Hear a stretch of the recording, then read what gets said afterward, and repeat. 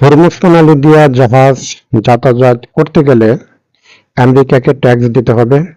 প্রিয় দর্শক, গত 13 তারিখে হোয়াইট হাউসে সাংবাদিকদের বিভিন্ন প্রশ্নের উত্তরে মার্কিন প্রেসিডেন্ট ডোনাল্ড ট্রাম্প তিনি বলেন যে ইরানের সঙ্গে চুক্তি এখনো সম্ভব।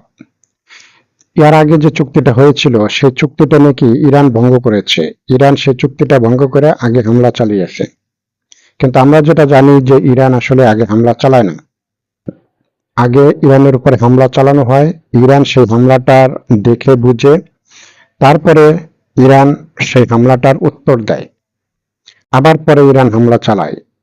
কিন্তু ইরান এখনো পর্যন্ত কোনো দেশের উপরে আগাম হামলা চালায় নাই। প্রিয় দর্শক, মার্কিন প্রেসিডেন্ট ডোনাল্ড ট্রাম্প হোয়াইট হাউসে গত 13 তারিখে তিনি সাংবাদিকদের বিভিন্ন প্রশ্নের উত্তর দেন এবং তিনি বলেন যে হরমুজ প্রণালীর নিয়ন্ত্রণটা মার্কিন যুক্তরাষ্ট্র নিবে এবং মার্কিন যুক্তরাষ্ট্র হরমুজ প্রণালীর নিয়ন্ত্রণ নেওয়ার পরে মার্কিন যুক্তরাষ্ট্রকে ট্যাক্স দিতে হবে, অর্থাৎ ওই হরমুজ প্রণালী দিয়ে যে জাহাজ তেলের ট্যাঙ্কারগুলি আসা যাওয়া করবে সেটা ট্যাক্স দিতে হবে মার্কিন যুক্তরাষ্ট্রকে। এখন হরমুজ প্রণালীটা আসলে এটা তো মিডল ইস্টে ওমান আর হলো ইরান, এই দুটা দেশের পাশ দিয়ে বয়ে যাওয়া।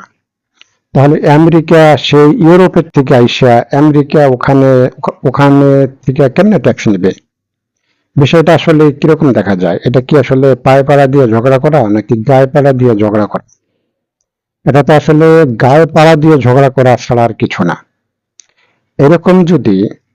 এরকম যদি কথা বলে বা এরকম চেষ্টাটা যদি ডোনাল্ড ট্রাম্প করতে থাকে, তাহলে এই যুদ্ধ আগামী কয়েক বছরেও এই যুদ্ধ মিটবে না।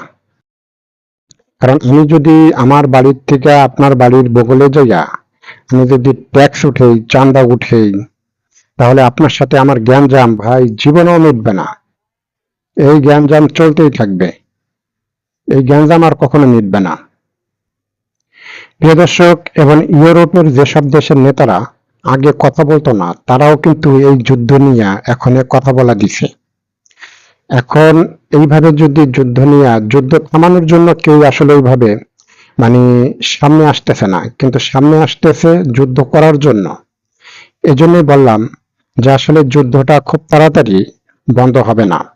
তবে আমরা মুসলিম হিসাবে আমরা আল্লাহর কাছে দোয়া করি যে আল্লাহ এই যুদ্ধটা তুমি তোমার আরশ মহল্লার থেকে তুমি এটা ফয়সালা করে দাও, তোমার আরশ মহল্লার থেকেই তুমি এই যুদ্ধটা বন্ধ করে দাও। পৃথিবীর মানুষ এই যুদ্ধটা বন্ধ করতে পারবে না। এই যুদ্ধ বন্ধটা একমাত্র উপর আল্লাহর তরফ থেকে যদি হয়, তখন এই যুদ্ধটা বন্ধ হয়ে যাবে।